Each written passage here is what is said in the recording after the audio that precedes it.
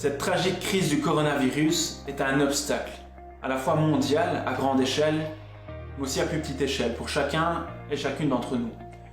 Ça peut être très compliqué de modifier radicalement son style de vie pendant le confinement. Ne plus voir ses amis, sa famille, mettre de côté ses activités ou ses loisirs.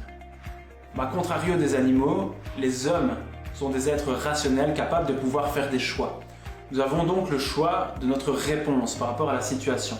Nous avons le choix aussi de pouvoir modifier notre perception. Soit on se laisse mener par notre instinct et on vit cette situation avec beaucoup de stress, voire même de la panique. Mais paniquer ne nous aide pas à prendre du recul.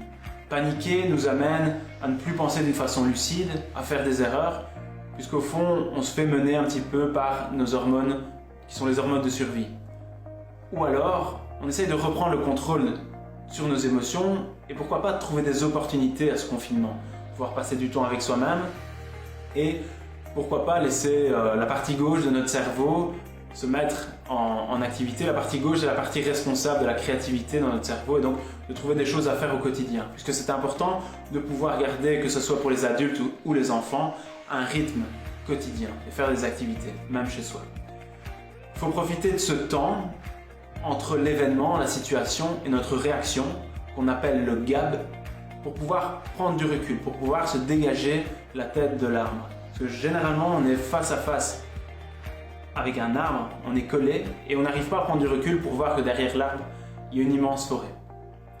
Alors voici pour terminer les 5 choses que je pense qu'il est essentiel d'avoir à l'esprit pour pouvoir faire face à cet obstacle. Alors la première chose, c'est d'essayer d'être objectif et de pouvoir contrôler nos émotions.